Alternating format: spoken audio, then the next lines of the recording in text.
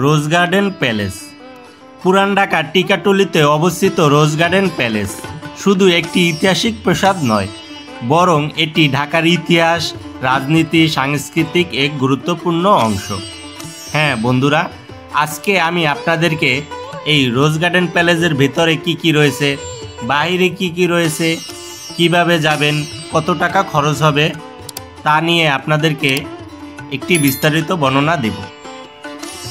ঋষিকেশ দাস অপমানিত হয়ে 300 কোটি টাকায় এই রোজ গার্ডেন প্যালেস নির্মাণ করেন।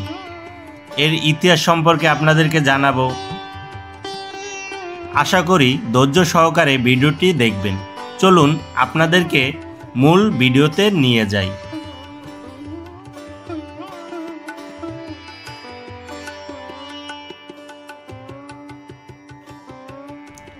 আসসালামু আলাইকুম এভরিওয়ান, আরও একটি নতুন ব্লগে আপনাদেরকে স্বাগতম। আজকে আমি আপনাদের মাঝে নিয়ে এসেছি পুরান ঢাকায় অবস্থিত রোজ গার্ডেন প্যালেস। এই রোজ গার্ডেন প্যালেস আপনাদেরকে আজকে আমি ঘুরে দেখাবো এবং এখানকার সৌন্দর্যগুলো আপনাদের মাঝে তুলে ধরব। এই বাড়ির ইতিহাস জানতে হলে জানতে হবে ঋষিকেশ দাসের কথা। ঋষিকেশ দাস মূলত ব্রিটিশ আমলের নব্য ধনী ব্যবসায়ী ছিলেন, তবে সাধারণ পরিবার থেকে উঠে আসার কারণে ঢাকার খানদানি পরিবারগুলোতে তেমন কোনো পাত্তা পেত না ঋষিকেশ দাস। তবে কথিত আছে একবার তিনি জমিদার নরেন্দ্র নারায়ণ রায় চৌধুরীর বাগান বাড়িতে, বর্তমানে যা বলদা গার্ডেন নামে পরিচিত, সেখানে এক জলসা ঘরে খুব খারাপভাবে অপমানিত হয়। আর সেই অপমানের বদলা নেওয়ার জন্য তিনি এই বাড়ি 1931 সালে নির্মাণ কাজ শুরু করেন। বাড়িটির সামনে যে বিশাল বাগান রয়েছে, তবে এই বাগানে শুধু গোলাপ গাছ ছিল, আর তখন এই গোলাপ গাছের কারণে এই বাড়ির নাম রাখা হয় রোজ গার্ডেন। তবে নব্য ধনী ব্যবসায়ী হবার কারণে এই বাড়িটি সম্পূর্ণ নির্মাণের আগেই ঋষিকেশ দাস আর্থিকভাবে দেউলিয়া হয়ে যায়, যার জন্য 1937 সালে খান বাহাদুর নামের এক ব্যক্তির কাছে এই বাড়িটি বিক্রি করে দেয়। খান বাহাদুর মৃত্যুর পর বাড়িটির মালিকানা পায় তার ছেলে হুমায়ুন সাহেব, যার জন্য এই বাড়িটি অনেকে হুমায়ুন সাহেবের বাড়ি হিসাবেও চিনে থাকে। আমি এখন রোজ গার্ডেন প্যালেসের সামনে রয়েছি। এরপরে আপনাদেরকে আমি নিয়ে যাব রোজ গার্ডেন প্যালেসের ভেতরে। এই রোজ গার্ডেন প্যালেসের ভেতরে অনেক সুন্দর করে সাজিয়ে গুছিয়ে রাখা হয়েছে তখনকার আমলের ফার্নিচারগুলো। চলুন ভিতরে যাই এবং দেখাই। এই বাড়িটির নিচতলায় রয়েছে 8টি কক্ষ আর দ্বিতীয় তলায় রয়েছে 5টি কক্ষ। তবে আজকে আমি প্রথমে দেখাবো দ্বিতীয় তলার সৌন্দর্য, তারপরে দেখাবো নিচতলা। চলুন কাঠের সিঁড়ি দিয়ে এবং কার্পেট বিছানো এই সিঁড়ি দিয়ে দ্বিতীয় তলায় চলে যাই। দেখেন কত সুন্দর করে সাজিয়ে গুছিয়ে রাখা হয়েছে এই সিঁড়িগুলো। এই সিঁড়িগুলো দিয়ে দ্বিতীয় তলায় ওঠার পরেই আপনাদের সামনে খুবই চমৎকার একটি সিঁড়ি দেখতে পাবেন। এই সিঁড়ি কাঠের, যে আমার সামনে যে সিঁড়িটি দেখতে পাচ্ছেন, এটি কিন্তু কাঠের তৈরি। এই কাঠের তৈরি সিঁড়ি দিয়ে একসময় ছাদে যাওয়া যেত। চলুন এবার আপনাদেরকে হল রুমে নিয়ে যাই, যা একসময় নাচঘর হিসাবে ব্যবহার করা হতো। অসাধারণ কারুকাজ করা এবং চমৎকার সাজিয়ে গুছিয়ে রাখা হয়েছে এই হল রুমটি।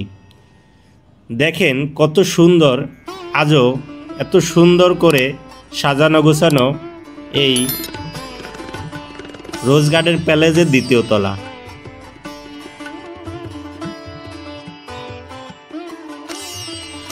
চলুন আপনাদেরকে বাকি ইতিহাসটা জানাই।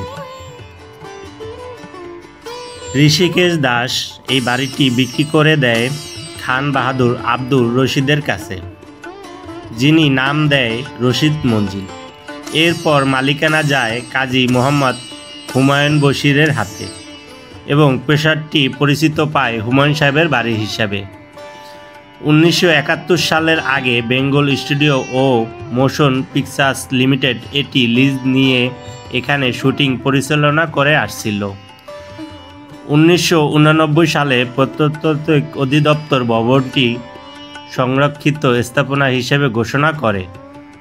তবে আদালতের রায়ে 1993 সালে মালিকানা ফিরে পায় আব্দুল রশিদের মেজ ছেলে কাজী আব্দুল রাকিব। কাজী আব্দুল রাকিবের মৃত্যু হলে 1995 সালে ভবনটির মালিকানা যায় তার স্ত্রীর কাছে। তার স্ত্রী লায়লা রাকিব পরবর্তীতে 2018 সালে বাংলাদেশ সরকার এই প্রাসাদটি 331,70,02,900 টাকা মূল্যে কাজী আব্দুল রাকিবের স্ত্রীর কাছ থেকে কিনে নেয়। বর্তমান এটি সাধারণ বা দর্শনার্থীর জন্য উন্মুক্ত রয়েছে। মাত্র 30 টাকার বিনিময়ে এই রোজ গার্ডেন প্যালেস ঘুরে যেতে পারেন। আপনাদের সামনে এখন যে রুমটি দেখাচ্ছি এটি হলো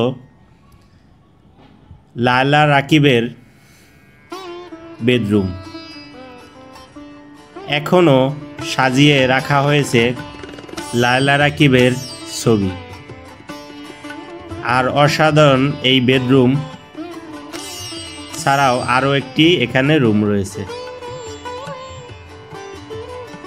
এই রুমেও খুব সুন্দর করে সাজিয়ে গুছিয়ে রাখা হয়েছে তাদের ব্যবহার করা ফার্নিচারগুলো। অসাধারণ কারুকাজ করা। এখন যেই রুমটি দেখতে পাচ্ছেন এটি হলো নিচতলার ডাইনিং রুম। এখানে আজও সাজিয়ে গুছিয়ে রাখা হয়েছে ডাইনিং টেবিল। এখানে তাদের পরিবারবর্গগুলো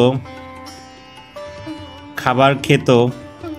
অসাধারণ করে সাজিয়ে গুছিয়ে রেখেছে এই ডাইনিং রুমটি। খুবই চমৎকার একটি ঝাড়বাতি এখানে রয়েছে। প্রতিটি রুমই খুব সুন্দর করে সাজিয়ে গুছিয়ে রাখা হয়েছে। দেখলে মনে হবে বর্তমান যুগের এই বাড়িটি নির্মিত হয়েছে।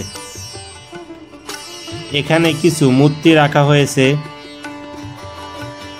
এই মূর্তিগুলো ধ্বংস হয়ে গেছে প্রায়, সেগুলো এই রুমে রাখা হয়েছে। নিচতলায় আরও কিছু ফার্নিচার রয়েছে, এখানে সোফা রয়েছে।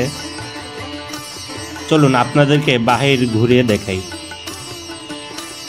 এই রোজ গার্ডেন প্যালেসের বাহিরেও অসাধারণ সৌন্দর্য, অনেকগুলো মূর্তি এখানে রয়েছে। পেছন সাইডের সৌন্দর্য অসাধারণ। এক এক করে আপনাদেরকে দেখাচ্ছি।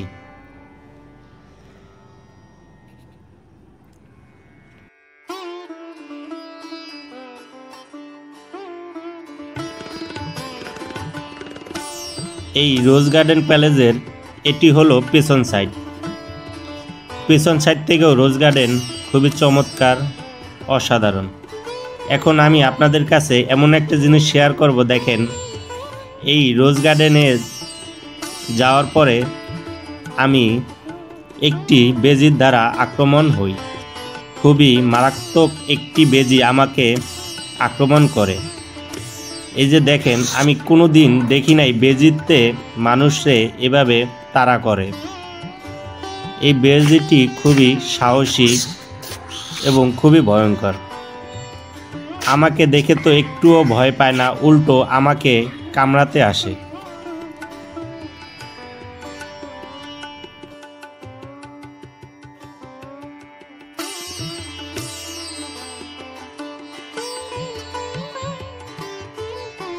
রোজ গার্ডেন প্যালেসে আসার পরে দেখেন এই ভাইগুলোর সাথে পরিচয় হলো। এই ভাইগুলো খুবই চমৎকার, তাদের কলা কৌশল দেখাচ্ছে আমাকে। এরপর আপনাদেরকে জানিয়ে রাখি, রোজ গার্ডেন প্যালেসের টিকিট মূল্য 30 টাকা এবং এই 30 টাকার বিনিময়ে রোজ গার্ডেন ঘুরে যেতে পারেন। এই রোজ গার্ডেন সাপ্তাহিক বন্ধ থাকে রবিবার। সোমবার দুপুর 2টা থেকে 6টা পর্যন্ত খোলা থাকে। অন্য দিন সকাল 10টা থেকে সন্ধ্যা 6টা পর্যন্ত খোলা থাকে। শুক্রবার 12টা থেকে 2টা পর্যন্ত বন্ধ থাকে।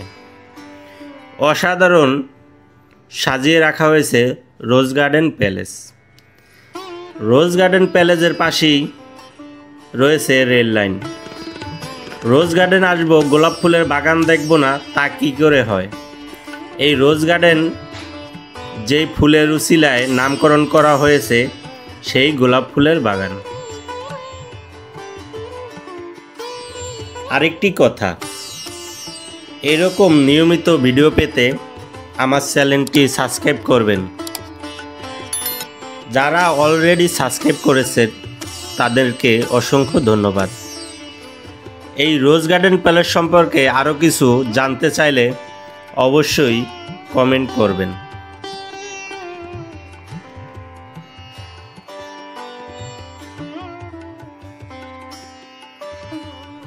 রোজ গার্ডেন প্যালেস কিভাবে আসবেন? বাংলাদেশের যে কোনো স্থান থেকে ঢাকা টিকাতুলি আসতে হবে। আর এই টিকাতুলি থেকেই 20 টাকা রিক্সা ভাড়া দিয়ে চলে আসুন রোজ গার্ডেন প্যালেস।